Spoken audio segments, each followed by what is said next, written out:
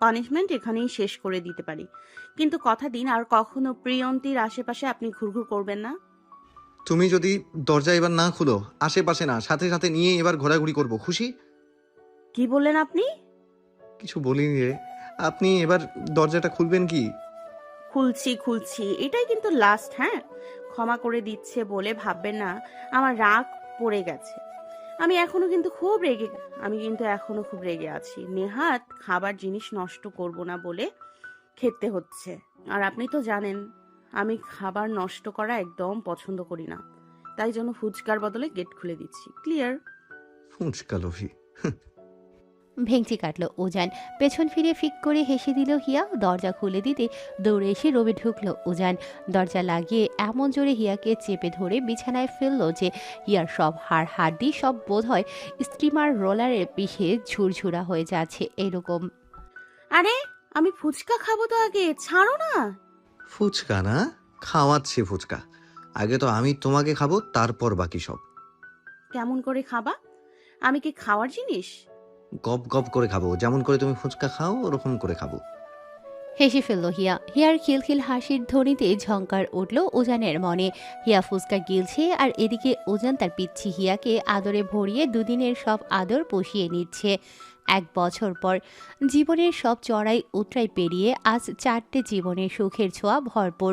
আজ ক্ষত হৃদয়ে ভরে ওঠা 4টে মানুষের জীবন কানায় কানায় সুখ দিয়ে পরিপূর্ণ। শিশিরের কথা রাখতে নিজের ফাইনালটা শেষ করে রোদেলা। শিশিরের প্রমোশন হয়, উজানো এমবিবিএসটা শেষ করে বাকি কোর্সগুলো করার প্রিপারেশন নেয়। হিয়ার সেকেন্ড টাইম মেডিকেলে চান্সটা অল্পের জন্য মিস হয়ে যায়, কিন্তু ডেন্টালে ঠিক চান্স হয় তার। এতেই খুশি হিয়া। কারোর সাথে প্রতিযোগিতায় আর তার মন বসেনি। হিয়ার বিশ্বাস সৃষ্টিকর্তা যেখানে তার ভালো চেয়েছেন সেখানে হিয়াকে চান্স দিয়েছেন, এতেই সে মহা খুশি। রোদের বাবা মা 1-2বার নিজের মেয়েকে ফিরিয়ে নিতে এসেছিলেন, কিন্তু শিশিরের কাছে হার মানতে বাধ্য হতে হয় তাদের। ওদিকে রানাও শিশিরকে নানা রকম হুমকি ধুমকি দিয়েও খুব একটা সুবিধে করতে পারেনি। রানার সব অবৈধ কাজের তথ্য রোদের কাছে ছিল। রানা পাল্টা কিছু করতে চাইলেই সে নিজেই বিপদে পড়তো, তাই শিশিরের সাথে তর্ক বিতর্ক চললেও জিততে পারেনি সে। একটা পর্যায়ে সেও নিজের রাস্তার দিকে চলে যায়। তারপর থেকেই আর কোনো বিপদ এই 4জনকে ছুঁতে পারেনি। বেশ ভালোই আছে 4জন। উজান তো ঠিক করেছে এবার ব্যাংক থেকে লোন তুলে উপরতলার কাজ ধরবে সে। শিশির আর সে মিলে না হয় সেটা শোধ করবে। এত শত আনন্দের মাঝে গত 3 দিন আগে আরও এক ঝাঁক আনন্দের বন্যা নিয়ে আসছে রোদের কোলজুড়ে আসা তার আর শিশিরের ছোট্ট প্রিন্সেস। বাবা মা হবার অনুভবে শিশির রোদেলা তো খুশি, তার চাইতে বেশি খুশি তো যেন আজ হিয়া। তার শিশির ভাইয়া আর রোদ আপুর বাবু হয়েছে, ভাবতেই তো শুধু নাচতে মন চাইছে তার। তারও যে শখ আবারও তার কুল আলো করে এরকম একটা বাবু আসবে, কিন্তু তার সাদা বেলায় যে কাট কাট কণ্ঠে জানিয়ে দিয়েছে অন্তত 4টে বছর না গেলে তো বাবু নেয়ার প্রশ্নেই মুখে আনা যাবে না আর। আগে পড়াশোনা, তারপর বাদবাকি সব। হিয়া না করলেও একবার যখন মাতৃত্বের স্বাদ পাওয়া যায় সে খানিকক্ষণেরই হোক না কেন, তাই কি আর মন মানতে চায়? তবুও উজান যখন বলেছে ভালো কিছু ভেবেই বলেছে হয়তো, তাই আর বায়না করেনি হিয়া। ভাইয়ের বাবু হয়েছে, এটাই যেন এখন তার শান্তি আর সুখ। রোদেলাকে ডিসচার্জ করে নিয়ে আসা হয়েছে আজ। সারাদিন চাচি আর দাদি এসে যে কতবার দেখে গিয়েছে সে হিসেব নেই। উজানের মা ক্লিনিক থাকাকালীন এসেছিল 2বার। বাড়িতে আনার পর আজ আর আসা হয়নি ওনার। বিছানার উপর ঘুমন্ত বাচ্চাটাকে শুইয়ে দিয়ে তার এক পাশে বালিশে হেলান দিয়ে শুয়ে আছে রোদ। শিশির দরজায় দাঁড়িয়ে বাকি 3জনের কাহিনী দেখছে। উজান যাও বা কিছু মুহূর্তের জন্য মুখটা বন্ধ রাখছে, কিন্তু হিয়া তো ননস্টপ বাচ্চাটার সাথে বকবক করেই যাচ্ছে তো যাচ্ছে। ভাগ্যিস বাচ্চাটা একটু ঘুমোলো এখন বলে। আমার তো এই বুড়িটাকেই নিয়ে সারাক্ষণ খেলতে মন চাচ্ছে রোদ আপু। আমি যে এত খুশি হয়েছি না, বিশ্বাস করো তুমি। থাম পাগলি, মনে তো হচ্ছে আমার না তোর নিজের বাচ্চা হয়েছে। হবে হবে আপু, আমিও তোমার দেখা দেখি বাবু নেব, দেখো তুমি। হিয়া আর আগাবার আগেই উজানের চোখে চোখ পড়ল তার। শুকনো ঢোক গিলে নিয়ে আমতা আমতা করতে বলল, মানে এখন বলছি না, আমি 4th ইয়ারে উঠলে তখন নিব। ততদিনে আমাদের এই বাবুটা বড় হয়ে উঠুক। রোদ হিয়ার কপালে স্নেহের পরশ বুলিয়ে দিতেই উজান এসে রোদের পাশে বসে রোদের মাথায় হাত রাখলো। মুস্কি হেসে বলল, তাহলে খালা বানানোর আগে মামা বানিয়ে দিলি তো আমায়। মৃদু হাসল রোদ। মিষ্টির প্যাকেট হতে একটার পর একটা মিষ্টি তুলে খেতে খেতে হিয়া বলল, আরে মামা না, মামা না, আমি ফুপু হলে তো আপনি ফুপা হচ্ছেন না বলুন। কপালে ভাঁজ এঁটে উজান বলল, নো ওয়ে, আমার বোনের বাচ্চা, সো আমি মামা হব আর তুমি মামি, ক্লিয়ার? হাতে থাকা মিষ্টিটা পুরো মুখে ঢুকে নিয়ে হিয়া বলল, না না না, ওসব মামা টামা বাদ। আমি যখন বলছি আপনি ফুপা হবেন তো ফুপা হবেন, অনলি ফুফা। জি না, মামা ইস মামা, আমি মামা হব তুমি মামি, ইজ দ্যাট ক্লিয়ার? হিয়া শুনল না। শুরু হলো মামা হবে না ফুপা, এই নিয়ে দুজনের সেই কি এক বৃহৎ ঝগড়া। রোদ তার চোখজোড়া পিটপিট করে একবার হিয়ার দিকে দেখছে তো একবার উজানের দিকে। কি একটা অবস্থা! এরা তো দেখছি কেউ থামবারই নাম নিচ্ছে না। শেষে অসহায় চোখে দরজার মুখে দাঁড়িয়ে থাকা শিশিরের দিকে করুণ চাহনিতে তাকিয়ে উঠল রোদ। চোখের ইশারায় বোঝালো, এ দুটোকে এবার থামাও না গো একটু। নিজের রোদরানীর মাসুম মুখটার দিকে তাকাতেই মৃদু হেসে উঠল শিশির। ভাঁজ করা হাত জোড়া নিচে নামিয়ে টানতে টানতে ঝগড়ারত উজান আর হিয়াকে রুম থেকে বের করে দিল সে। এদিকে তাদের তাড়িয়ে দিয়ে দরজা লাগাতেই চোখ বড়সড় করে তাকিয়ে উঠল হিয়া। আরে এটা কি হলো? ভাইয়া দরজা লাগিয়ে দিল? ভাইয়া, রোদ আপু আর ঝগড়া করব না আমরা, সত্যি বলছি, দরজাটা খোলো না প্লিজ। আমার তো বাবুর সাথে এখনো খেলা খেলা বাকি। ও আপু। হিয়াকে থামিয়ে দিয়ে জড়িয়ে ধরল ওজান। টানতে টানতে হিয়াকে নিজেদের রুমে নিয়ে আসতে বলল, এই সব তোমার জন্য হয়েছে। কি দরকার ছিল আমার সাথে তর্ক করার, ইডিয়েট? আহ, আমার লাগছে তো, ছাড়ো না। এখন চুপচাপ পড়তে বসবা তুমি। আর এসব কি, হ্যাঁ? কয়টা মিষ্টি খেলে তখন থেকে? সুগার বাড়ানোর ইচ্ছে আছে নাকি? তোমার সুগারের চিন্তা তুমি করো, আমারটা নিয়ে ভাবতে হবে না। আমার কালো জাম। চলো তো হিয়া, অনেক বাদরামি করেছো সারাদিন, এখন চুপচাপ পড়তে বসবে, কুইক। হিয়াকে টেনে হিসড়ে রোমে নিয়ে এসে দরজা লাগিয়ে দিল উজান। হাত থেকে মিষ্টির প্যাকেট নিয়ে সোজা বই ধরিয়ে বসিয়ে দিল বিছানায়। হিয়া রেগে গিয়ে কিছু বলতেই চোখ বড় বড় করে তাকালো উজান। ভয় মুখে ভেঙচি দিয়ে পড়ায় মন দিল হিয়া। এদিকে দরজা লাগিয়ে একটা তপ্ত শ্বাস ছাড়ল শিশির। যাক, সারাদিনে এই একটু সময় ফাঁকা হলো রুমটা। তোয়ালে হাতে একটা ফ্রেশ গোসল দিয়ে আসলো শিশির। নয়তো রোদের কড়া নিষেধাজ্ঞা ছিল অফিস ফিরে যেন কিছুতেই নোংরা হাতে তার মেয়েকে না স্পর্শ করা হয়। তাই একদম নিজেকে ফ্রেশ করে সবকিছু গুছিয়ে রোদের পাশে এসে বালিশে হেলান দিল শিশির। রোদ সে সময় কাত হয়ে বাবুকে খাওয়াচ্ছিল। শিশির কাত ফিরেই রোদকে জড়িয়ে ধরল, মুখ রাখলো রোদের মুখের ওপর। হাত বাড়িয়ে বাবুকে ধরে নিতেই খেতে খেতে গাটা বিরাট এক নাড়া দিল তার প্রিন্সেস। থ্যাংক ইউ রোদেলা, পৃথিবীর সবচেয়ে সুন্দর উপহারটা আমাকে দেবার জন্য। মৃদু হেসে শিশিরের হাতে হাত গুজে নিজেদের মেয়ের গায়ে স্নেহের পরশ বুলিয়ে দিয়ে রোদ বলল, তোমাকেও ধন্যবাদ।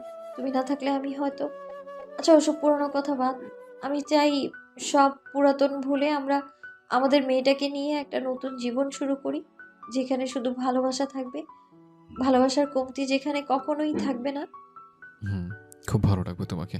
আর আমাদের বাচ্চাটাকে দেখো তুমি। হুম। আচ্ছা শোনো না, বাবুর নাম কি রাখবো? তুমি যে ঠিক করতে চাইলে তখন কিছু করেছো ঠিক? আমি তো এই একটা বছর ভেবেই গেলাম, শুধু রাখতে পারলাম কোথায় আর। শিশির রোদের গালের সাথে নিজের গালটা ঘষে নিয়ে বলল, হুম, ঠিক তো করেছে, তবে একটা না, আমাদের এরপর আরও যতগুলো বাবু হবে সবটা ঠিক করেছে। কি পাগল তুমি? শোনো তো আগে, আমাদের এই প্রিন্সের নাম হবে বর্ষা। তুমি রোদ, আমি শিশির, আর আমাদের বাবু হবে বর্ষা। একটু হেলে নিয়ে শিশিরের দিকে মুখ তুলে তাকালো রোদেলা। খুশি হয়ে বলল, বাহ, সুন্দর তো। রোদ শিশিরের বর্ষা। পছন্দ হয়েছে? খুব হয়েছে।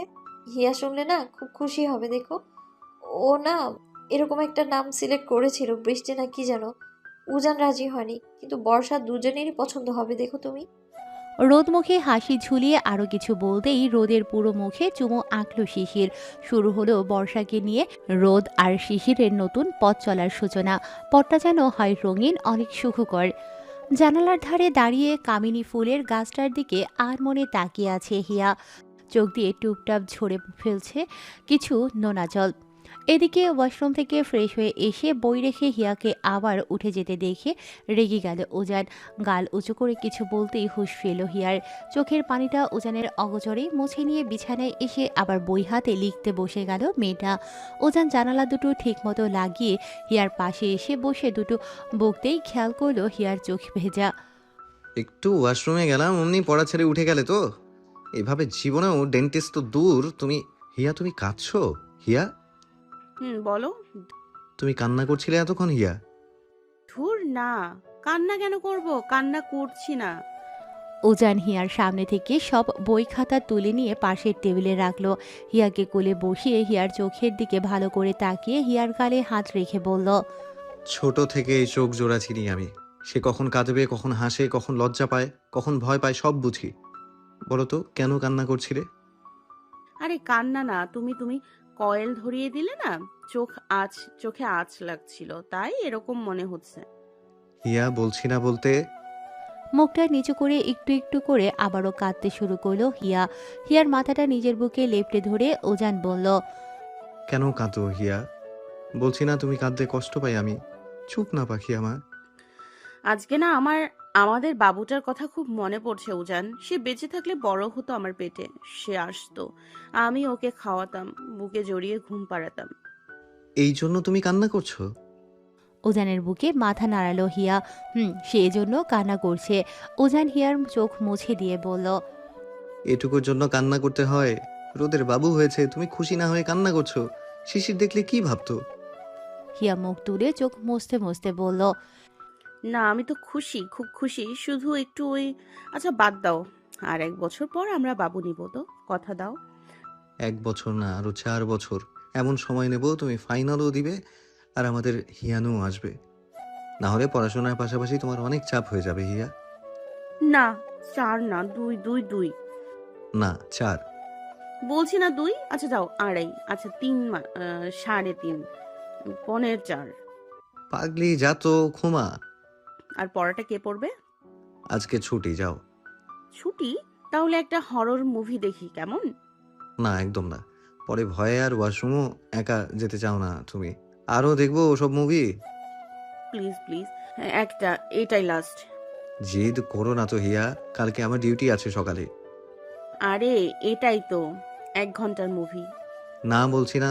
এবার কিন্তু পড়তে বসাবো আমি। কি বসাবো? আ তুমি খুব বাজে। কয়েল নিভিয়ে মশারি ফেলবা আজকে তুমি। আমার সাথে মুভি না দেখার শাস্তি। বলেই মশারির কুশনটা ওজানের গায়ে ছুঁড়ে দিল হিয়া। মশারি লাগিয়ে সেটাকে গুজে দিয়ে হিয়াকে নিয়ে আবার সেই মামা না ফুপা কথা উঠতেই ঝগড়া বাঁধল দুজনের। এই চলল সারা রাত। কোথায় গেল ঘুম, কোথায় আর ডিউটি। বর্ষা হবার 5 মাসের মাথায় বর্ষাকে দেখতে বাসবিসহ রোদের বাবা মা শিশিরদের বাড়িতে আসেন। ব্যাপারটা রোদ প্রচণ্ড রেগে গেলেও শিশির যথেষ্ট বিনয়ের সাথে তাদের বসতে বলে। হিয়া একটু ইতস্তত পরিস্থিতিতে পড়ে যায়। কি করবে না করবে বুঝে উঠতে পারে না। তার উপর উজানও নেই আজ, রাতে ডিউটি আছে তার আজ। সেই জন্য একটু আগে মেডিকেলের উদ্দেশ্যে বেরিয়ে গেছে সে। শিশিরের আদেশে রোদের বাবা আর মায়ের জন্য চা নাস্তার ব্যবস্থা করতে রান্নাঘরে ঢুকে পড়ল হিয়া। চাচু এসে বলে গেল তাদের বাড়িতে কি হয়েছে না হয়েছে এ বাড়িতে যেন তাদের কোনো রকম অসম্মান না করা হয়। রোদের বাবা মার শান্ত ব্যবহারে অবাক হলেও মুখে সেটা প্রকাশ করল না হিয়া। এদিকে শিশির রোদের আব্বু আম্মুর সাথে ভালো মন্দ কথা বলতে শুরু করলো। হিয়াকে দিয়ে দুবার রোদকে ডাকিয়ে দিলেও রোদ আসলো না।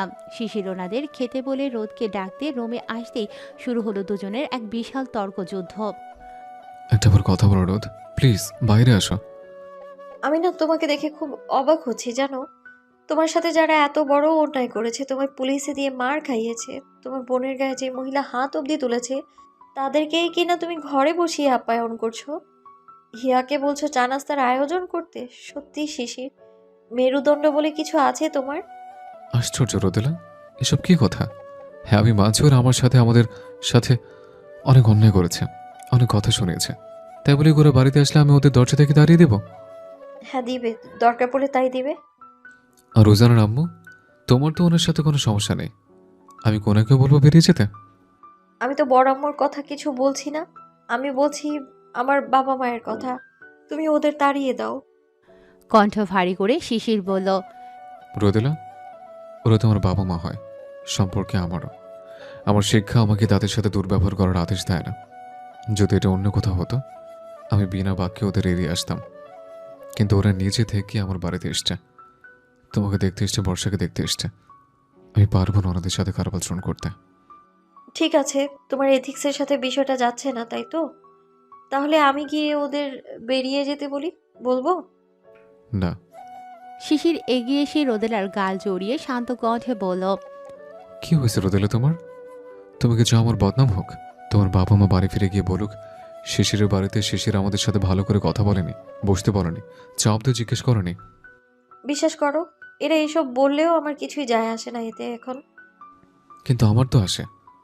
তোমার এই অতিরিক্ত ভালো মানুষই না আমার সহ্য হয় না একদম, শিশির। যা খুশি করো গিয়ে, আমি বের হব না। আর বর্ষাকেও নিয়ে যেতে দেব না। রোদ প্লিজ, বর্ষাকে আটকে রাখার কি আছে এতে? আমি নিয়ে গিয়ে দেখা করিয়ে দিয়ে আসে। তুমি কেন বুঝতে চাইছো না শিশির যে আমি চাই না ওরা আমার বাচ্চাকে স্পর্শ করুক, তাকে কোলে নিক? কি কি দরকারে এতদিন বাদে আমার খোঁজ নিতে হলো তাদেরকে? কি অপমান করার, কি ক্ষতি করার বাকি ছিল যে ওরা আবার এসে? রোদেলা আর কিছু আগাবার আগেই রোদের বাবা মা সহ হিয়া ঘরে ঢুকে পড়ল। চোখে চোখ পড়তেই সোজা ব্যালকনিতে গিয়ে দাঁড়িয়ে গেল রোদেলা। হিয়া কি বলবে বুঝতে পারছে না, বসতে বলবে না দাঁড়িয়ে রাখবে, দুই দ্বন্দ্বে পড়ে গেল মেয়েটা। শিশির মুখে হাসি ধরে বলল, আন্টি আসুন না, বর্ষা ঘুমাচ্ছে তো, তাই রোদ উঠাতে চাইছিল না। রোদের বাবা মা এগিয়ে এসে বিছানায় বসলেন, বর্ষাকে বুলিয়ে নিজেদের ভালোবাসা দিলেন। রোদের মা বললেন বর্ষা নাকি অনেকটা রোদের মতো হয়েছে। ছোট্টবেলায় রোদ যেমন ছিল গোল চাঁদের মতো, তেমনই মেয়েও হয়েছে তারই মতো। হিয়া পরিস্থিতিটাকে স্বাভাবিক করতে বলল, হ্যাঁ আন্টি, ওই একদম আপুর মতো হয়েছে দেখতে। মাঝে মধ্যে তো আঙ্কেলের মতো লাগে অনেকটা। থুতনির দিকটা খেয়াল করে দেখুন। রোদের মা মৃদু হেসে হিয়ার মাথায় হাত রাখলেন। ব্যাগ থেকে বর্ষার জন্য একটা স্বর্ণের চেন বের করে হিয়ার হাতে ধরিয়ে বলল, এটা বর্ষার জন্য, ঘুমাচ্ছে, না হলে নিজেই পরিয়ে দিতাম। বর্ষা উঠলে তুমি পরিয়ে দিও। হিয়া চেনটা আবার রোদের মার হাতে দিয়ে ভয়ে ভয়ে বলল, আমি এটা নিতে পারবো না আন্টি, রোদ আপু খুব বকবে। আপনি বরং ওটা আপুর হাতেই দিন।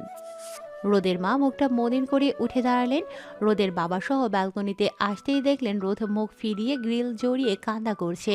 তাদের উপস্থিতি টের পেয়েই চোখ মুছল রোদ, নিজেকে শক্ত করে ওভাবেই দাঁড়িয়ে রইল।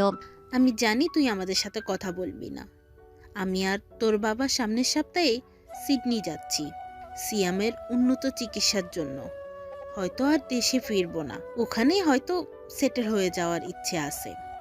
রোদ কিছু বলছে না দেখে রোদের মা রোদের বাবার মুখের দিকে তাকালেন। রোদের বাবা রোদের মাথায় হাত রেখে বললেন, আমি রাতারাতি আরমানের সাথে তোমার বিয়ে দিয়ে যে ভুলটা করেছি জানি সেটা ক্ষমার অযোগ্য। তবুও যদি পারো সব ভুলে গিয়ে আমাদের সাথে যোগাযোগটা রাখা বন্ধ করো না।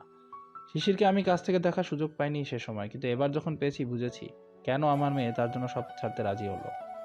একটু বিস্মিত হয়ে সামনে ফিরল রোদেলা, অবাক চাহনিতে বলল, কাছ থেকে দেখার সুযোগ হয়েছে মানে? শিশির তোমাকে কিছু বলেনি? না। জানো তো আমি রিটায়ার করেছি অনেক মাস হলো। তো বাড়িতে একা বসেছিলাম, তোমার ছোট চাচার সাথে আলাপ হলো। বললো একটা কোম্পানি আছে, ইনভেস্ট করলে অনেক প্রফিট আসবে। আমিও কিছু না ভেবে হ্যাঁতে হ্যাঁ করলাম, বাট সেই কোম্পানি আসলে একটা ফ্রড কোম্পানি ছিল। আর শিশির যে কোম্পানিতে আছে ওনাদের সাথে এই ফ্রড কোম্পানি প্রতারণা করেছিল। সেই টাকা উদ্ধার করতে শিশিরের সাথে দেখা হয় আমার। তারপর শিশিরে আমাকে আমাদের টাকাটা রিটার্ন করতে সহায়তা করে। শিশির রোদের আগোচরে এত কিছু করে গেল, অথচ রোদকে বুঝতে অবধি দিল না। বিষয়টা যেন ঠিক হজম হলো না রোদের। রোদের চিন্তার মাঝে রোদের মা রোদের হাতে স্বর্ণের চেনটা দিয়ে বললেন, এটা বর্ষার জন্য, আরো অনেক কিছু দেবার ছিল, তুই নিবি কি না সেই ভয়ে আমি আর সাহস জুটাতে পারিনি অনার। স্বর্ণের চেনটার দিকে কিছুক্ষণ তাকিয়ে রইল রোদ, কি জানি একটা ভাবতে থাকলো। রোদের বাবা রোদকে বললেন, আমি তোমার আর সিয়ামের জন্য যা রাখার ছিল সব ব্যবস্থা করে দিয়েছি। তোমার যা প্রাপ্য সব তোমার বড় আম্মুর হাতে বুঝিয়ে দিয়েছি। পেপারস আসলে উনি তোমার হাতে সব দিয়ে দিবেন। তাচ্ছিল্যের এক হাসি টেনে চিৎকার করে রোদ বলল, চাই না তার কোনো সম্পত্তি। তাদের একটা সুতো অবধি সে নিতে রাজি না। রোদের চিৎকারে ব্যালকনিতে এসে দাঁড়ালো শিশির। রোদকে আগলে ধরতেই রোদের নিজের বাবা মা সহ শিশিরের সাথে রাগ করতে করতে বলল, তুমি আমাকে না জানিয়ে এই লোকটাকে সাহায্য করেছো, তার মানে সেদিন ফোনে এই লোকটাই ছিল? আমি ঠিক ধরেছিলাম, তাই তো? কি হচ্ছে কি রোদ? চুপ করো। কেন চুপ করব? আর আপনারা কেনই এখনো দাঁড়িয়ে আছেন? বুঝতে পারছেন না আমার আপনাদের সহ্য হচ্ছে না? প্লিজ চলে যান। আর আপনাদের সম্পত্তি আপনারাই রাখুন। যে সম্পত্তি আমাকে একটা নেশাখোর বানিয়ে তোলে, যে সম্পত্তি আমাকে আমার বাবা মায়ের থেকে দূর করে দেয়, সেই সম্পত্তি চাই না আমার। আর এগুলো কি এনেছেন? সোনার চেইন? লাগবে না। বর্ষার জন্য এখনো তার বাবা মা আছে, ফুপুরা আছে। আপনাদের এসব দয়ার কোনো প্রয়োজন নেই। বলেই চেনটা ফ্লোরে ছুঁড়ে ফেলল রোদ। চোখ বড় বড় করে রোদকে রাগ করল শিশির। রোদের মা বাবা বেশি কথা বাড়ালো না, আর রোদ আরও চিৎকার করার আগেই ওনারা বেরিয়ে পড়লেন। শিশির এসে রোদকে আচ্ছা মতো বকুনি দিতেই হিয়া ঘাবড়ে উঠল। এদের চিল্লাচিল্লিতে বর্ষা উঠে গিয়ে কাঁদতে শুরু করলো। হিয়া বর্ষাকে কোলে নিয়ে বাসবী সহ নিজের রুমে আসতেই এদিকে শুরু হলো দুই স্বামী স্ত্রীর যুদ্ধ। কাজটা কিন্তু তুমি একদম ঠিক করনি রোদ। নিজের বাবা মাকে কেউ এভাবে অপমান করে? আর ওরা আমার জীবন নিয়ে যা করেছে তার বেলা? ওরা অনুতপ্ত। ওরা তোমার কাছে ক্ষমা চাইতে এসেছিল রোদ। ক্ষমা? কিসের ক্ষমা? কিছু কিছু জিনিসের ক্ষমা হয় না শিশির। আর তুমি আমার থেকে কথাটা লুকিয়ে যা করেছো না, সেটারও কোনো ক্ষমা হয় না। চাই না ক্ষমা তোমার। তুমি কাল আমার সাথে তোমার বাবা মার কাছে যাবা, তাদেরকে সরি বলবা, বলবা তোমার ভুল হয়েছে। কথাটা ঢুকছে মাথায়? তুমি কি পাগল শিশির? পাগল তো তুমি রোদেলা। হ্যাঁ, মাঝে ওরা অন্যায় করেছে। তোমার বাবা মার একটু বেশি টাকার অহংকার ছিল, কিন্তু তোমার জন্য ওদের চিন্তাটা খারাপ ছিল না। ওরা চেয়েছিল তুমি ভালো থাকো, তোমার ভালো হোক। সত্যি সত্যি তারা এসব করে আমার কি ভালোটাই না করেছিল, তাই না শিশির? তোমার আর আমার যখন সম্পর্ক রোধ, সে সময় আমি একটা বেকার ছেলে ছিলাম। একটা দোকানে বসতাম, না মাথার উপর একটা ছাদ ছিল, না জমানো কোনো টাকা। আজকে যদি বর্ষা এরকম করতো, তুমি সহজে রাজি হতে পারতা? এসবে আমার মেয়েকে কেন টানছো তুমি? তোমাকে বোঝানোর জন্য টানছে। হ্যাঁ, আমি হয়তো সহজে হ্যাঁ বলতাম না, কিন্তু নিজের মেয়েকে কোনো জাহান্নামেও পাঠাতাম না। তারা কিন্তু তোমার জন্য তারা বোঝেনি, সেটা জাহান্নাম হয়ে ধরা দেবে। আমি এত কিছু বুঝতে চাই না।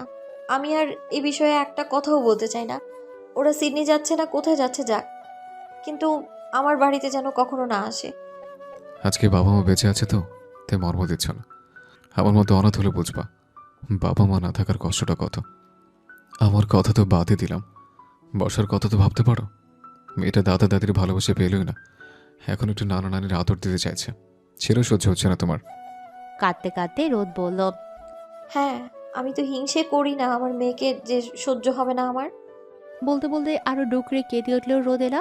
শিশির পাশের আয়নাটায় একটা বাড়ি দিয়ে রুম থেকে বেরিয়ে যেতে গিয়ে বলল, এসব মিনিংলেস কান্না আমার সামনে করবা না। কালকে আমার সাথে তুমি যাবা, তার মানে তুমি যাবা। যাব না আমি, বুঝছো তুমি? যাব না আমি কোথাও। তাহলে আমি আর তোমার সাথে কথা বলবো না, কথাটা মাথায় রাখিও। শিশির বেরিয়ে আসলো। বাবাকে দেখে বাবার কোলে ওঠার বায়না ধরল বর্ষা। বর্ষাকে নিয়ে মোড়ের দোকানে এসে চকলেট চিপস সহ এক প্যাকেট সিগারেট কিনল শিশির। এদিকে বাসবী এসে রোদের পাশে বসতেই বাসবীকে আঁকড়ে কান্না শুরু করলো রোদেলা। রোদকে থামাতে ব্যস্ত হয়ে উঠল হিয়া বাসবী দুজনেই। একটা সময় বাসবী হিয়াকে বললেন, মা তুই একটু তখনকার চাটা গরম করে নিয়ে আসবে, মাথাটা বড্ড ধরে গেল হঠাৎ। হিয়া রান্নাঘরে ঢুকে চটজলদি চাটা গরম করে নিয়ে বিস্কুট সহ রুমে ঢুকতেই বাসবী আর রোদের কিছু কথা শুনেই ওখানে থমকে দাঁড়ালো। এসব কি বললো বাসবী? এগুলো কি সত্যি? সেদিন আর সারা রাত ঘুমোতে পারল না হিয়া। বারবার বাসবীর কথাগুলো মনে আসতে থাকলো তার। কখন উজান আসবে আর কখন সে উজানকে সবটা বলবে।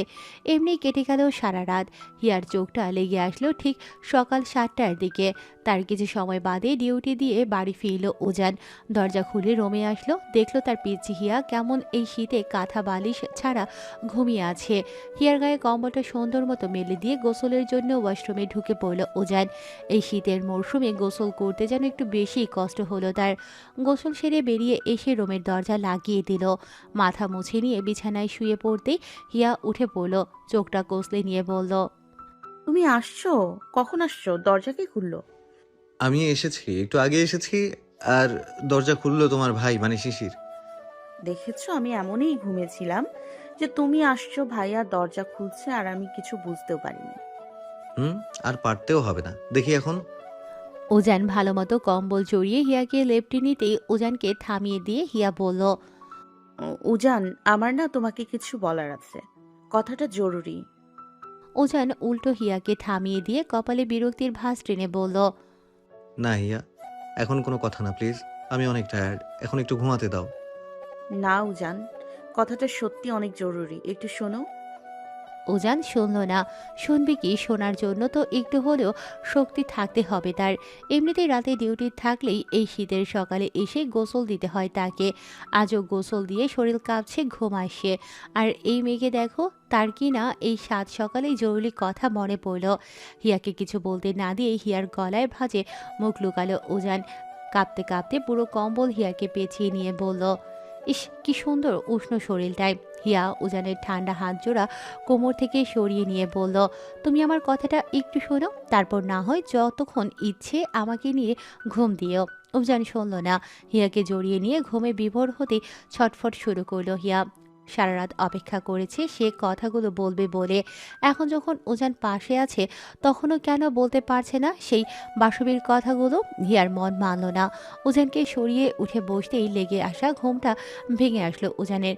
বিরক্ত হলেও উঠে বসে হিয়াকে জড়িয়ে বলল, কি হয়েছে হিয়া? তখন থেকে ছটফট করে নড়েই যাচ্ছ। না আমাকে ঘুমোতে দিচ্ছ না, নিজে ঘুমোচ্ছ। কি হয়েছে বলো? উজান, কালকে না মা আর রোদাপুর আব্বু আম্মু এসেছিল বাড়িতে। হুম, জানি, তুমি টেক্সট দিয়েছিলে তো আমাকে। হ্যাঁ, তারপর না অনেক কিছু হয়েছে জানো। শিশির বলেছে আমাকে। রোদ নাকি অনেক রাগারাগি করেছিল। হ্যাঁ, কিন্তু সেটা বিষয় না, আমি অন্য বিষয়ে কথা বলছি তোমাকে। আর কি বিষয় হিয়া? উজান, মা না ভালো নেই, মার লাইফে অনেক কষ্ট যাচ্ছে। হালকা হেসে মাথা নাড়িয়ে উজান বলল, কি যে বলো না তুমি হিয়া। মার আবার কিসের কষ্ট হবে? আমি শুনেছি মা রোদাপুকে বলছিল যে বাবার সাথে নাকি মার ছাড়াছাড়ি হয়ে গেছে, বাবার নাকি আরেকটা সংসার আছে, আর মা নাকি বাবাকে ডিভোর্স দিয়ে তোমাদের নানু বাড়িতে চলে যাচ্ছে। কি কি সব বলছো তুমি, বলো তো হিয়া। হ্যাঁ, আমি মানছি যে বাবার সাথে মার সম্পর্ক আগে থেকেই ভালো ছিল না। অনেক রেষারেষি ঝগড়াঝাটি হতো, তাই বলে এই বয়সে এসে বাবা মাকে ছেড়ে দিবে? কি যে বলো না তুমি, এটা তাই সম্ভব? তুমি কেন বুঝতে চাইছো না? আমি নিজের কানে মাকে বলতে শুনেছি। তোমার আমার কথা বিশ্বাস হচ্ছে না তো? ঠিক আছে, তুমি বসো, আমি রোদ আপুকে ডেকে নিয়ে এসে বলতে বলছি, তখন তুমি বিশ্বাস করবে তো? দাঁড়াও তাহলে। হিয়া উঠতে ধরবে অমনি হিয়াকে থামিয়ে নিজের কোলের ওপর বসিয়ে দিল উজান। হিয়াকে আগলে নিয়ে বলল, হিয়া হিয়া হিয়া, দেখি একটু শান্ত হও তো। বসো এখানে। কি হয়েছে, কি শুনেছো সেটা পরিষ্কার করে বলো তো আমায়। বলবো, তার আগে তুমি আমাকে কথা দাও, তুমি মাকে গ্রামে যেতে দিবে না। মা এখন থেকে আমাদের সাথে থাকবে। আমাদের বাড়িতে তো আরো দুটো রুম পড়ে আছে। তুমি তো এটাও বললে যে আর কিছুদিন বাদে উপর তালারও কাজ ধরবে, তাহলে তো কোনো সমস্যাও নেই না। আর প্লিজ তুমি মাকে এখানে নিয়ে আসো। আচ্ছা, আনবো। তুমি থাকতে মা অন্য আর কোথায় যাবে? কিন্তু তুমি কি শুনেছো, মা কি বলেছে রোদকে? বলেছে যে বাবার নাকি ঢাকাতে আর একটা ফ্যামিলি আছে অনেকদিন ধরেই, কিন্তু তোমরা কেউ জানো না। তারপর মা যখন জানতে পারে বাড়িতে, এই নিয়ে খুব অশান্তি হয়। তুমি তো নেই না, তাই বাবা আরো সাহস পাইছে। মাকে মার মাকে মার দেনমোহরের টাকা বুঝিয়ে দিয়ে তালাকের কাগজ দিয়ে ছাড়াছাড়ি করে নিছে। আর তোমাদের সম্পত্তি সেটাও নাকি ঠিকঠাক ভাগে ভাগ করে দেয়নি। মা তো তোমার ছোট বোনটার জন্য পড়েছিল এতদিন, তারও বিয়ে হয়ে যাচ্ছে দেখে মা সিদ্ধান্ত নিয়েছে মা গ্রামে ফিরে যাবে, ওখানেই থাকবে এখন থেকে। তুমি প্লিজ মাকে যেতে দিও না কোথাও। উজান কিছু বলল না। হিয়াকে বুকে জড়িয়ে বেশ খানিকক্ষণ ওভাবেই বসে রইল। কিছু সময় বাদে ফোন হাতে নিয়ে ফোন করলো নিজের মাকে। স্বাভাবিক কণ্ঠে বলল, মা তুমি কোথায়? আমি তো তোর ছোট চাচুর সাথে রিমা বুড়ি স্কুলে আসছি ওকে দিতে। কোনো কিছু দরকার? রোদ আবার কিছু ঝামেলা করেনি তো? না, তুমি এক্ষুনি একটু বাড়িতে আসো তো। রিমাকে এখন পরে গিয়ে আমি নিয়ে আসবো। হঠাৎ এই সকালে? সব ঠিক আছে তো এদিকে? হিয়ামা ঠিক আছে? সবাই ভালো আছে। আমি তোমাকে যা বললাম তুমি তাই করো, নইলে বলো আমি গিয়ে তোমাকে নিয়ে আসছি। না, আসছি আমি। রিমাকে দিয়েই চলে আসছি, বেশি সময় লাগবে না। বাসবি ফোন রাখতেই হিয়া উজানের বুক থেকে মুখ তুলে বলল, উজান, আমি কোনোদিন বাবা মার আদর ভালোবাসা কিছু অনুভব করতে পারিনি। আজকে যখন তোমার মাধ্যমে একটা মা পেয়েছি, বিশ্বাস করো তাকে আমি আর হারাতে চাই না। অতীতে কি হয়েছে সব ভুলে যাই আমরা। এখন তো রোদ আপুকেও তার বাবা মা কাছে টানতে চাইছে। আমরা কি পারি না সবাইকে ক্ষমা করে দিয়ে এক হয়ে থাকতে? ওজান কিছু বলল না। হিয়ার কপালে চুমু এঁকে একটা শান্তির শ্বাস ছাড়ল। তার এই পিচ্ছিটা যতই বয়সে ছোট হোক না কেন, কথা তো বলে একদম সেই মাপের। বাসবিকে সামনে বসিয়ে তার চারপাশে দাঁড়িয়ে আছে সবাই। উজানের চোখে মুখে যেমন রাগের আগুন, তেমনই মার জন্য কিছু করতে না পারার যন্ত্রণা স্পষ্ট দেখা মিলছে। সেদিন যখন জিনিয়ার জন্য ছেলে দেখতে গেলাম তোমার সাথে, সেদিনও তুমি আমার কথাটা লুকিয়ে গেলে। একটা আবার ভরসা করা যেত না আমাকে? বাড়ি ছেড়ে চলে এসেছি বলে সব কিছু থেকে আমাকে এড়িয়ে যাবে? তোমার এত বড় একটা ক্রাইসিস, আর তুমি আমাকে না জানিয়ে একা একা সব ঠিক করে নিলে। তুই রাগ করিস না উজান, তোকে বলা মানেই তুই ঝামেলা করতি। তাই আমি চাইনি বিষয়টা কোনোভাবে তোর কানে গিয়ে পৌঁছাক। ঝামেলার তুমি কি দেখেছো?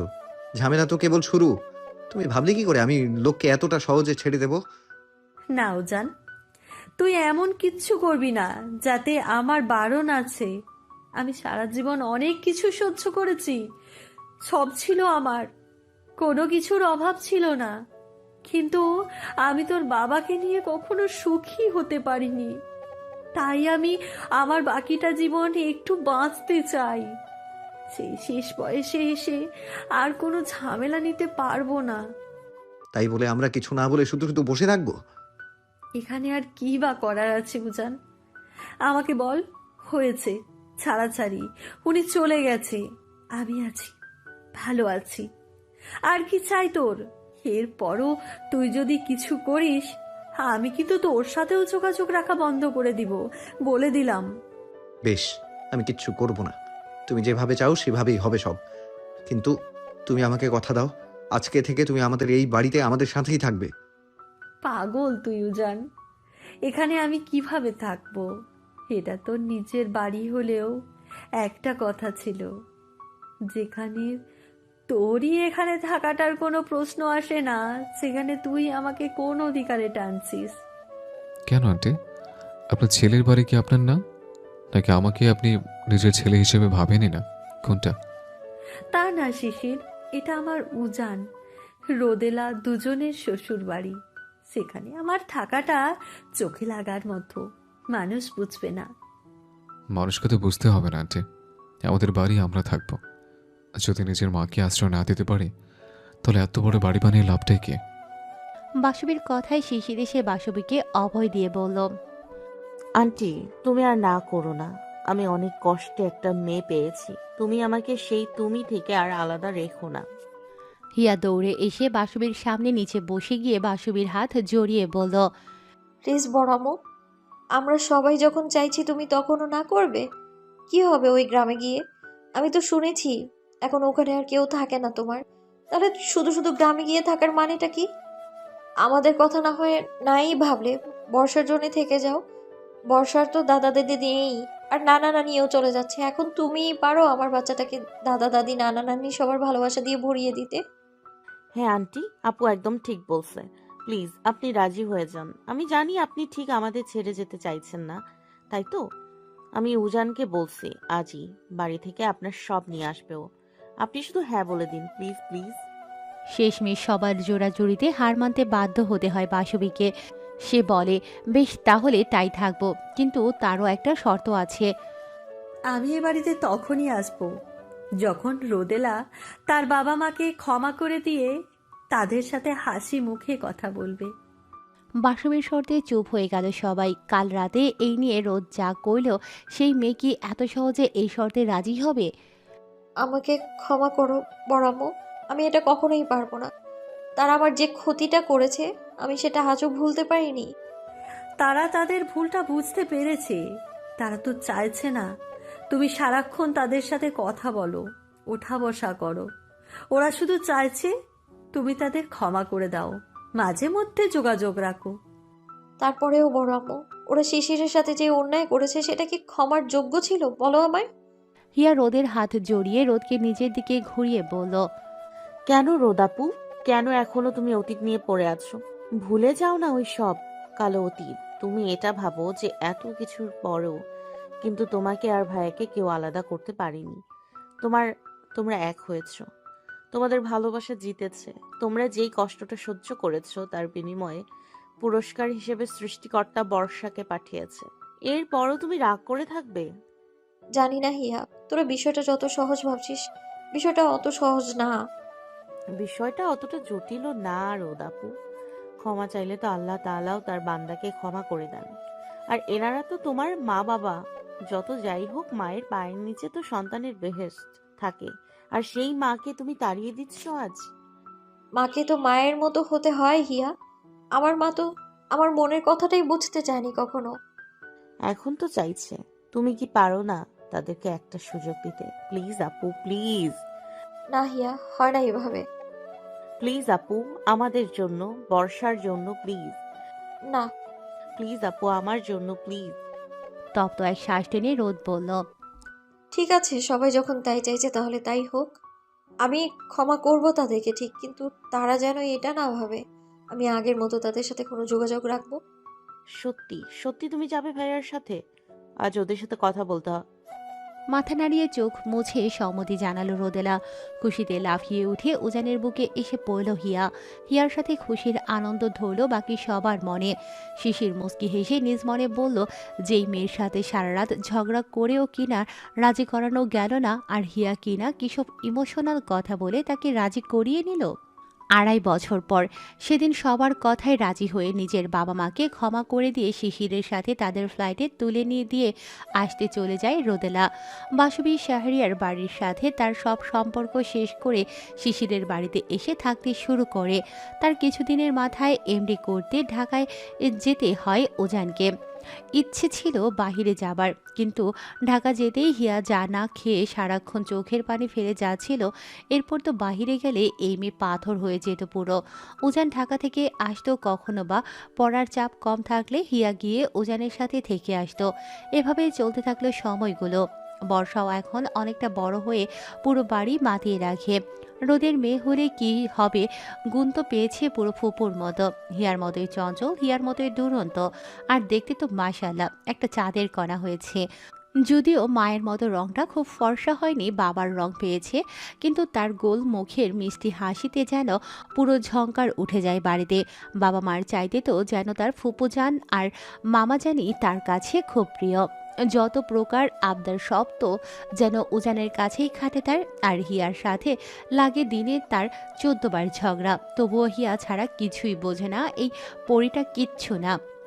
বাড়িতে আজ সকাল থেকে চলছে বর্ষার ৩য় জন্মদিনের বিরাট আয়োজন। প্রথম দুটো জন্মদিন একদম ছিমছামে পালন করা হয়েছিল, কারণ ছিল বর্ষার অসুস্থতা, আর দ্বিতীয়বার হিয়ার সেকেন্ড ইয়ার ফাইনাল। তাই এবারের জন্মদিনটা একদম জমকালো ভাবে পালন করতে কাল রাতে ঢাকা থেকে ফিরেছে ওজান। সকাল থেকে বাড়িতে কি সেই রই রই অবস্থা। ছাদের উপরে চলছে রান্নাবান্নার আয়োজন, আর ৩ তলার উপরে করা হবে খাওয়া দাওয়ার আর ডেকোরেশনের সব ব্যবস্থা। সব আয়োজন সকাল থেকে ওজানি একা হাতে সামলাচ্ছে। শিশির ছুটি নিয়েছে ঠিকই, কিন্তু অফিসের এত কাজের চাপ যে বাড়িতে বসেই ল্যাপটপের সামনে সেই সকাল থেকে এই দুপুর অবধি ওই ফাইলপত্র নিয়েই বসে থাকতে হচ্ছে তাকে। এদিকে রোদের কিছুতেই শিশিরের এই ছুটি নিয়ে আবারও সেই কাজ ধরে বসে থাকা একদম সহ্য হচ্ছে না। রাগে ফুঁসছে সে, কখন না বাঘিনীর মতো গর্জে ওঠে যে কোনো মুহূর্তে। বাবুজিকে সব বুঝিয়ে দিয়ে একটু বিশ্রাম নিতে রুমে এসে বিছানায় একটু হেলান দিয়ে শুয়ে পড়ল উজান। মামুকে দেখা মাত্রই দৌড়ে এসে প্রাণের প্রিয় মামুজানের কোলে উঠল বর্ষা। উজানের পুরো চোখে মুখে বাবুনি এঁকে দিয়ে খেলা শুরু করলো। উজান বর্ষার হাত জোড়া আঁকড়ে ধরে বলল, তুমি কার ময়না পাখি হও? হাতে থাকা চিপসের প্যাকেট থেকে একটা চিপস মুখে নিয়ে বর্ষা আর তার আধো আধো বলিতে বলল, তোমার ময়না পাখি হই। আর কার টিয়া পাখি হও? হিয়া ফুপু টিয়া পাখি হই। আর কোকিল পাখি কার হও? মামুনির কোকিল পাখি হই। উজান আর বর্ষার এই গল্প চলাকালীন ওয়াশরুম থেকে বের হয়ে রুমে ঢুকে পাপসে পা মুছতেই হিয়া খেয়াল করলো, আরে বর্ষার হাতে তো তার প্রিয় সেই চিপসটা। ইস, আজকে খাবো খাবো বলে কিনতে চেয়েও আর রিক্সা থেকে নামা হলো না। এখন কি করি? চিপসটা দেখে তো লোভ সামলাতে রাখা যাচ্ছে না। হুশ, এটাই সুযোগ বর্ষাকে বাগিয়ে বুগিয়ে চিপসটা খতম করা। দৌড়ে এসে বর্ষা আর উজানের সাথে কম্বলের ভেতর ঢুকে পড়ল হিয়া। বর্ষাকে আদর করে বলতে থাকলো, আমার সোনা আম্মুটার আজকে জন্মদিন, তাই না বুড়ি? তুই বাবার পুরি, আমি তো পিচ্ছি। ও হ্যাঁ, তো তুই আমাদের সোনা বাবু। আচ্ছা বর্ষা, বাবু আজকে মামুজানের কাছে কি গিফট নেবে? আগে বল, তুই কি দিবি? আমি একটা হালুম দিব। হালুমের কথা শুনে বর্ষা এগিয়ে হিয়ার গালে একটা বাবুনি আঁকতেই হিয়া সুযোগে কয়েকটা চিপস মুখে ঢুকিয়ে নিল। বর্ষা উজানের আরো কোল ঘেঁষে বলল, মামুজান, আমাকে ডাচ ডাচ থেকে লিপস্টিক কিনে দেবে এতগুলো। সেদিনই না তোকে দুটো লিপস্টিক কিনে দিলাম বর্ষা, আবার মামুর কাছ থেকে কেন চাইতে হবে? তোমারগুলো ভালো না পপু? তবে রে, ব্র্যান্ডের লিপস্টিক কিনে দিয়ে তোর মার বকুনি খেলাম, আর এখন মেয়ে বলছে কিনা লিপস্টিক ভালো না। বর্ষার বলতে শেষ নেই। উজানের দারাজে ঢুকে মেকআপ আইটেম বের করা শেষ। বর্ষাকে দেখিয়ে বলল তার কোনটা চাই। বর্ষা 1 ডজন লিপস্টিক সেট তো অর্ডার করলো, সাথে পুরো একটা মেকআপের সেট কিনে নিল। এইসব দেখা দেখি কেনাকাটার মাঝে বর্ষার সব চিপস খতম করে দিয়ে হাত ছাড়ল হিয়া। এমনি সময় চিপসের প্যাকেটে হাত ঢুকিয়ে আর চিপস নেই দেখে ভ্যা করে কেঁদে ফেলল বর্ষা। হিয়া কান্নারত বর্ষাকে থামাতে অস্থির হয়ে বর্ষার মুখে চিপস ধরল, কিন্তু মেয়ের যে গলা, বাপরে বাপ, পাড়া প্রতিবেশী না এবার বাড়িতে হামলা দিয়ে বসে। এই চুপ কর তো, ভাইয়া আছে, মার খাওয়াবি নাকি? আহ, তুই সব চিপস খাইছিস আমার, আমি বাবাকে বলে দিব। আরে চুপ কর না, একটা চিপস খেলাম বলে কাছিস, আর তোকে যে সেদিন আমি কত কি কিনে দিলাম। আমি মাকে গিয়ে বলে দিব ফুপু আমার চিপস খাইছে। ছাড় ছাড়, তুই ছাড়। বলে হিয়াকে মারতে মারতে এক ছুটে রান্নাঘরে রোদের সামনে গিয়ে ভ্যান ভ্যান শুরু করলো বর্ষা। কড়াইয়ে রোস্ট ভাজতে ভাজতে রোদ বলল, কি হয়েছে বর্ষা? ইয়া ফুপু আবার কি করেছে? হ্যাঁ আম্মু, ইয়া ফুপু না আমার সব চিপস খাইছে। ফুপু হয় খেয়েছে ওই জন্য তুমি কান্না করবা? ফুপু না তোমায় কত ভালোবাসে। ভালোবাসে? ভালো না বাসলে তোমাকে লিপস্টিক কিনে দেয়, হালুম কিনে দেয়? যাও গিয়ে ফুপুকে গিয়ে সরি বলো। খাবার জিনিস সবার সাথে ভাগ করে খেতে হয়, তুমি জানো না? চোখ মুছল বর্ষা। তার কাছে তার মায়ের সব কথা যেন একটা সত্যের বাণী। দৌড়ে গিয়ে আবারও হিয়ার রুমে ছুটে গিয়ে হিয়াকে জড়িয়ে ধরল। হিয়াকে আবার একটা বাবুনি দিয়ে বলল, সরি ফুপু, এরপর থেকে আমরা একসাথে চিপস খাবো। মা বলল খাবার জিনিস ভাগ করে খেতে হয়। ও মা বললো দেখি ভাগ করে খাবি না? ও মা বললো দেখি ভাগ করে খাবি, আর আমি যখন চাইলাম তখন কান্না করলি। ভাগ, যা যা যা, মায়ের দুলালি আসছে, আমি আর তোকে আদর করব না, যা যা। রেগে গিয়ে হিয়াকে একটা মার বসিয়ে বর্ষা বলল, হ্যাঁ, কেন আদর করবি না তুই? আমি না তো সোনা মনে হই? কে বলছে তুই আমার সোনা মোনা হোস? তুই একটা পচা মেয়ে। আমার বাবু আসলে আমি আর জীবনেও তোকে আদর করব না, কিচ্ছু কিনেও দিব না। বর্ষা ঠোঁট ভাটলে বলল, কেন তুই আমাকে আদর করবি না? বল, তুই আদর করবি? না করব না, আমিও করব না, তোর মামু যেন করবে না, তোর মামু যেন করবে না, আম্মু করবে না, মামিও করবে না, খুব ভালো হবে। এবার আরো জোরে কেঁদে উঠল বর্ষা। সোজা গিয়ে এবার মাকে না একদম বাবাকে গিয়ে বিচার দিতে শুরু করলো। কি হয়েছে মা, তখন থেকে কান্না করছো কেন তুমি? বর্ষা ফুঁসতে ফুঁসতে কান্না করে বলল, পাপা পাপা, হিয়া বলছে হিয়ার বাবু আসলে আমাকে আর কেউ আদর করবে না, ফুপু আমাকে আর ভালোবাসবে না। এমনি বলছে মা, হিয়া ফুপুনা কত আদর করে তোমাকে। এমনি বলে নাই, হিয়া তো সত্যি আমাকে আর আদর করবে না বলছে। আচ্ছা, আমি হিয়াকে বকে দিব, কেমন? না, তুমি ফুপুকে এক্ষুনি বকা দিয়ে দাও। শিশির ল্যাপটপ থেকে মুখ তুলে হিয়াকে চিৎকার করে রাগ করতে করতে বলল, হিয়া, কি সমস্যা তোর? তখন থেকে আমার মেয়েটাকে কাঁদাচ্ছিস, এবার কিন্তু তোকে মারবো আমি। হিয়া ভয়ে চিৎকার করে হাসতে হাসতে বলল, আরে ভাইয়া, আমি কিছু বলিনি।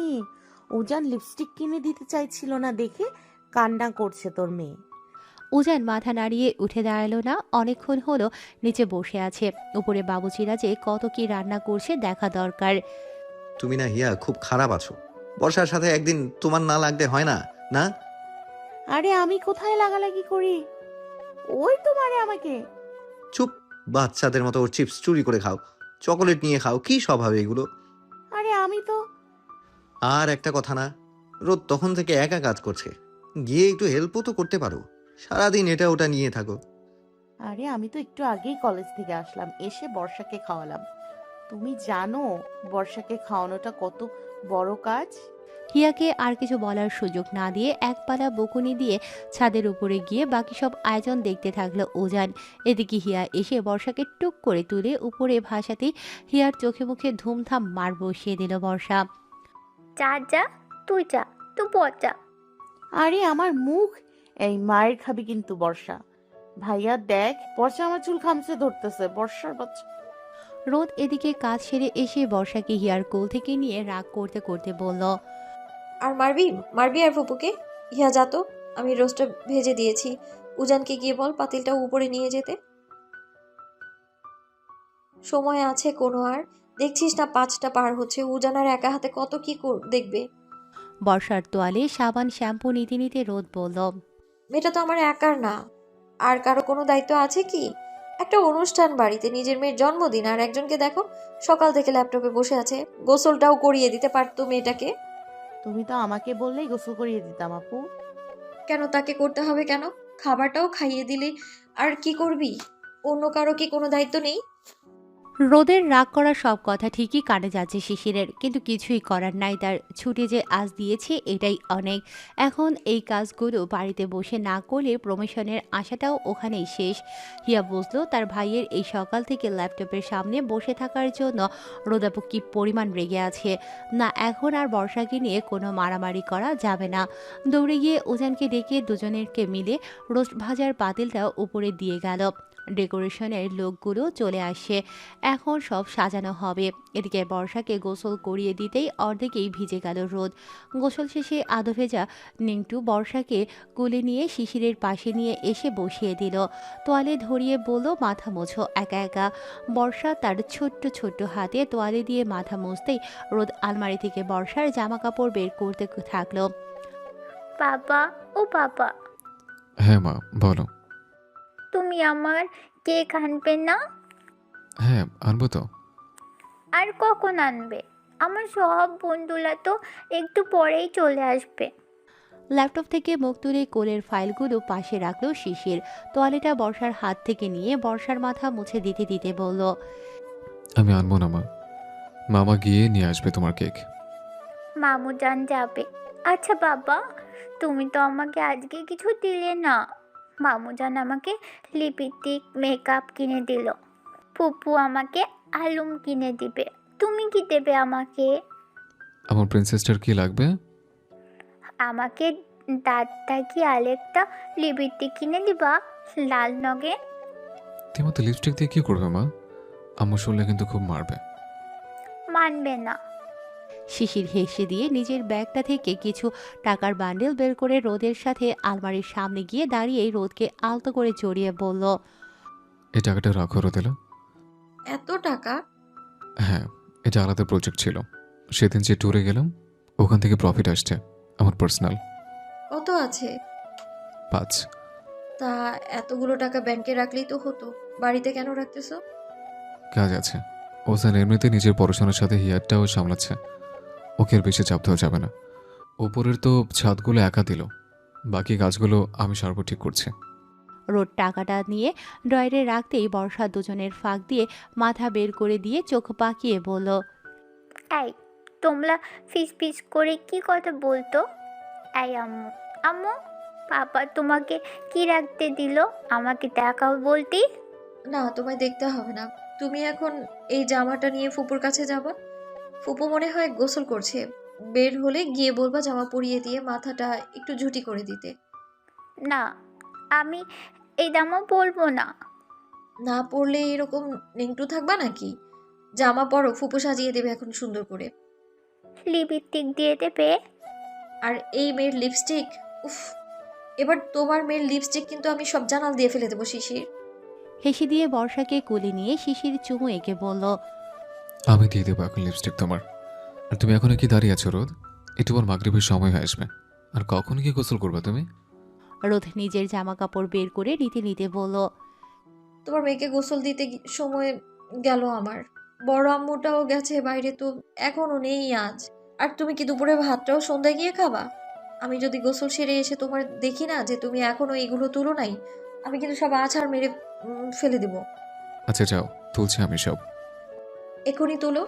উজানটা সকাল থেকে খাচ্ছে, একটু গিয়েও তো দেখে আসতে পারো।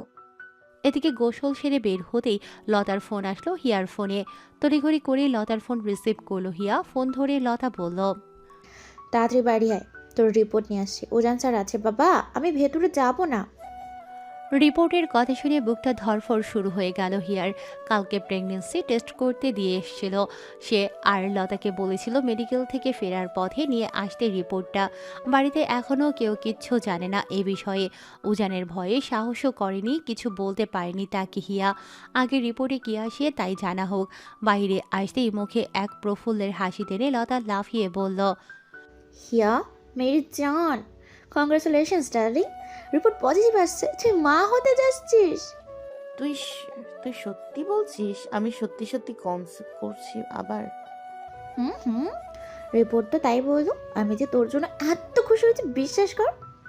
আমি তো ভাবতেই পারছি না লতা যে আমি আবার, তুই জানিস না মা হওয়ার ইচ্ছেটা কত ছিল আমার, আর আজ সেটা। আচ্ছা শোন, এখন তুই স্যারকে কিভাবে বোঝাবি, কি বলবি ভেবে নে। আমার মনে হয় না স্যার এই বিষয়ে তোকে আর কিছু বকাবকি করবে। আচ্ছা, আমি আজকের অনুষ্ঠানটা শেষ হয়ে গেলেই ওকে বুঝিয়ে বলবো সব। আচ্ছা আমি তাহলে আসি এখন, রিপোর্টগুলো ধর। ধন্যবাদ লতা পাত্তা, আমি যে কি খুশি হয়েছি না। আর এখন যাচ্ছিস যা, একটু পর ভাইয়াকে নিয়ে কিন্তু সেজে গুজে সোজা চলে আসবি। তুই যা, ফ্রেশ হ, ও ফিরে এসে যাচ্ছে। লতাকে বিদায় দিয়ে রোমে আসলো হিয়া। বুকে হাত দিয়ে দেখলো হাত তার এত জোরে আজ বিট করছে যে সে অনুভব করা যাচ্ছে। মন্দ যাচ্ছে এক্ষুনি গিয়ে উজানকে সব বলে দিক সে।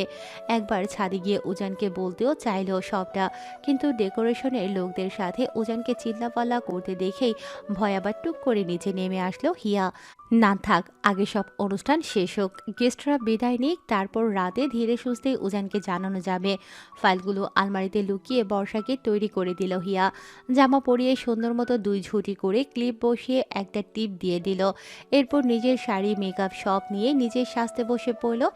আজ তো তার এত আনন্দ হচ্ছে যে মনে হচ্ছে বউয়ের মতো সাজদিক সে, কিন্তু না, এত কি আর সাজা যায়? তবুও মন মানল না হিয়ার। কি ক্ষতি, এত খুশির দিন আজ একটু না হয় সেজেই নেই। এদিকে হিয়াকে এত সাজতে দেখে বর্ষা টুকুর টুকুর চোখে তাকিয়ে রইল, আর হিয়ার সব মেকআপগুলো বোলাতে বোলাতে বলল, হিয়া, একটু লিপস্টিক দিয়ে দে না।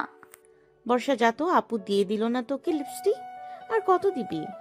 দিয়ে দে না, তোর কালারটা সুন্দর। যা তো, ডিস্টার্ব দিস না। তুই এগুলো চোখে কি দিতে, আমাকে একটু দিয়ে দে না।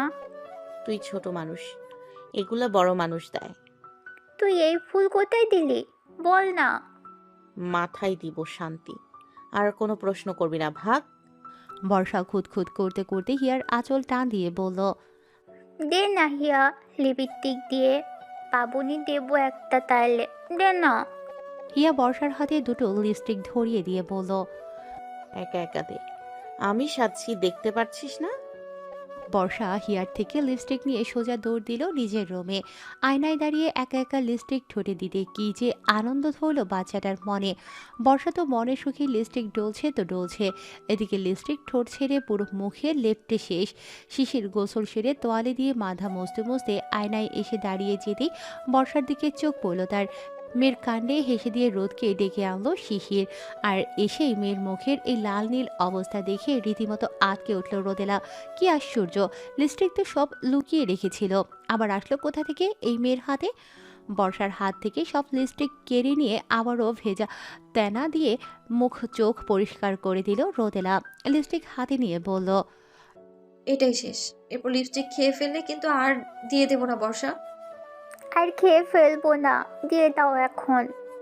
হুম হুম করো না তো, ঠোঁটগুলো বর্ষা ঠোঁট উঁচু করে দিতেই রোদেলা সুন্দর মতো বর্ষাকে লিপস্টিক দিয়ে দিল। এর মধ্যে বাসবী এসে বর্ষার মা বলে ডাকতে লাফিয়ে উঠে একদৌড়ে বাসবীর কোলে উঠে পড়ল মেয়েটা। আরে তার মামুনি যে তার জন্য কত কি নিয়ে আসছে আজ। ইস, সবাই এত ভালো কেন, তাকে এত ভালোবাসে। সন্ধ্যা তখন প্রায় 8টার কাছাকাছি। সব গেস্টরা এসে এক এক করে উপস্থিত। একটু পর কেক কাটা হবে। উজান বাদে বাকি সবাই তৈরি। হিয়া সেই কখন থেকে ডেকেই যাচ্ছে একটু গোসলটা তো অন্তত এসে করে যাও, কিন্তু এই ছেলের তো যেন কাজই শেষ হচ্ছে না। সব ব্যবস্থা করে দিয়ে একেবারে নিচে আসলো উজান। রুমে ঢুকে হিয়ার দিকে চোখ পড়তে চোখ আটকে গেল তার। দরজার খিল আটকে হিয়াকে এসে জড়িয়ে ধরতেই রাগে খেকিয়ে উঠল হিয়া। সরো না, তোমার ভেজা গা, ধুর। উজান হিয়ার নাকের সাথে নাক ঘষে নিয়ে বলল, ব্ল্যাক কুইন সাজা হয়েছে দেখেছি, তা শাড়ি পরলে একটু দেখালেও না ডেকে। প্লিজ উজান, দেখো এসব, দেখো এখন এসব না। হ্যাঁ, আমি অনেক সুন্দর মতো সাজুগুজু করছি, এখন আর কিচ্ছু না। আরে এরকম না না করো কেন সব সময়? গোসলে যাবার আগে একবার। এই ভরা বাড়িতেও তোমার আদর করতে মন চায়? বেহায়া, যাও তো। হিয়া উজানকে ধাক্কা দিয়ে একটা কালো স্যুট বের করে দিয়ে বলল, আজকে এটা পরবা তুমি দুজনে, কালো কালো পরবো, সুন্দর না? উজান হিয়ার হাত থেকে ওসব রেখে দিয়ে আবারও হিয়াকে জড়িয়ে ধরল। শাড়ির ফাঁকে হিয়ার কোমরে হাত ডুবাতেই যেই একটু আদর করতে যাবে অমনি লতার ডাক আসাতে চমকে উঠল হিয়া। উজানকে তোয়ালে ছুঁড়ে দিয়ে বলল, এক্ষুনি রেডি হয়ে আসো, নয়তো রাতেও আদর কেন? আদরের অ না দিয়ে মার কাছে শুতে চলে যাব। নিরুপায় হয়ে তোয়ালে হাতে গোসলে ঢুকে গেল উজান। জানে কিছু হলেই এই মেয়ে এখন তার মায়ের কাছে গিয়ে ঘুম দেয়। মার সামনে ডাকতেও পারে না সে। বেরিয়ে এসে একদম কালো স্যুটে নিজেকে সুন্দর মতো সাজিয়ে তুলল উজান। আয়নার সামনে হিয়ার একগাদা কসমেটিক পরে আছে দেখে বিরক্ত হলো কিছুটা। না, এই মেয়ে যে এখনো এত অগোছালো কেন? নিজের প্রিয় পারফিউমটা খুঁজে না পেয়ে অস্থির হয়ে উঠল বেচারা। আলমারি থেকে নতুন পারফিউম বের করতে যাবে অমনি সব আওড়াতে গিয়ে হিয়ার শাড়ির ভাঁজ থেকে বেরিয়ে আসলো সেই রিপোর্টের ফাইল। একটু অবাক চাহনিতে রিপোর্ট হাতে নিয়ে দাঁড়িয়ে পড়ল উজান। ফাইল খুলে সব ফাইল চেক করতেই মাথা ঘুরে আসলো তার। এত বড় একটা কথা হিয়া কিনা তাকে না জানিয়ে হেলে দুলে বের হচ্ছে। বর্ষাকে নিয়ে কেক কাটার টেবিলের সামনে দাঁড়িয়ে আছে উজান। পাশে দাঁড়িয়ে হিয়া কেকে মোম জ্বালাতে ব্যস্ত। কেক কাটা হবে আর কিছু সময় বাদে। পুরো ছাদ আজ আলোকসজ্জায় সজ্জিত। সাথে সব মেহমানরা নিজ নিজ জায়গায় দাঁড়িয়ে বর্ষাকে শুভেচ্ছা জানাতে তৎপর। মোম জ্বালানো শেষে বর্ষার মাথায় টুপি পরিয়ে দিল হিয়া। বাসবী এসে কেকের পাশে চাকু রেখে দাঁড়িয়ে পড়ল। শিশিরকে ক্যামেরা হাতে ধরিয়ে দিয়ে রোদ রাগান্বিত সুর টেনে বলল, সারাদিন তো কিছু করনি, এবার একটু ছবি তুলে দিয়ে উদ্ধার করো আমায়। মৃদু হেসে ক্যামেরা হাতে নিয়ে সব বাচ্চাদের সাথে বর্ষার ছবি তুলে দিতে থাকলো শিশির। এদিকে 9টা পার হচ্ছে দেখে রোদ উজানকে ডাক দিয়ে বলল, রাত হচ্ছে, কেকটা কেটে ফেলো। রোদের কথা মতো মোমবাতি নিভিয়ে বর্ষাকে নিয়ে কেক কাটলো উজান। সাথে হাত রাখলো হিয়া। বর্ষার মাথার উপর পার্টি স্প্রে করার দায়িত্ব পড়ল চাচুর হাতে। মাথার উপর ফেনা উড়তে দেখে আনন্দে ভরে উঠল বর্ষার ছোট মন। কেকটা কয়েকটা ছোট টুকরো করে কেটে দিয়ে হিয়া বর্ষাকে খাইয়ে দিল। মিষ্টি জিনিস খুব বেশি একটা মুখে ঢুকালো না মেয়েটা। রেগে গিয়ে বর্ষার মুখে কেক ছুঁয়ে দিল হিয়া। হিয়াকে একটা ঠাস করে মার বসিয়ে বর্ষা বলল, যা যা পচা মেয়ে, তুই যা। তবে রে, সবার সামনে মারলি, এই গোটা কেক এখন আমি একাই খাবো, থাম। হিয়াকে রাগ করে উজান বলল, হিয়া, কি হচ্ছে কি? আরে ওই তো মারলো আমাকে। ও মারলো বলে তুমি এরকম করবা? দেখি বর্ষা বুড়ি, তুমি ফুফুকে কেক খাইয়ে দাও তো। না, দিব না। আমি সবার আগে বাবাকে কেক খাইয়ে দিব। বাবা, ও বাবা, আব্বু শোনো না। মেয়ের মুখে সবার আগে বাবাকে কেক খাইয়ে দেব শুনে রীতিমতো খেপে উঠল রোদেরা। সারাদিন খাটাখাটুনি করলাম আমরা সবাই, সারাদিন দৌড়াদৌড়ি থেকে কেক অর্ডার দিয়ে কেক নিয়ে আসলাম আমরা সবাই, আর এই বদমাইশ কিনা সবার আগে তার আব্বুকে খাওয়াবে। তবে রে, আজ দেখাচ্ছি মজা। একটা বড়সড় অ্যাটিটিউড নিয়ে রোদকে দেখিয়ে দেখিয়ে বর্ষার হাত থেকে কেক খাইয়ে নিল শিশির। রোদ কপাল কুঁচকে আছে দেখে শিশিরের সাথে হেসে ফেলল বাকি সবাই। এদিকে সবার কেক খাওয়ানোর পর্ব শেষ হতেই কেক নিয়ে নিচে আসতেই রোদেলা বর্ষাকে ধোলাই দিয়ে বলল, রাতে আর ঘুমানোর সময় মাম খেতে চাবি তো অমনি বাবার সাথে বাইরে বের করে দেবো, বাপের দুলালি হওয়া। রোদের রাগ করা দেখে হেসে দিয়ে বাচ্চাদের সাথে বর্ষাকে নাচতে পাঠিয়ে দিল হিয়া। সাথে গানের রিদমে নিজেও বাচ্চাদের সাথে কোমর দোলাতে শুরু করলো। হিয়ার মাথা থেকে প্রেগন্যান্সির কথাটা ভুলে গেলেও উজানের মনে রাখতে কোনো ভুল হলো না। নাচতে থাকা হিয়াকে একটানে নিচে নিয়ে আসলো। রাগ করতে করতে বলল,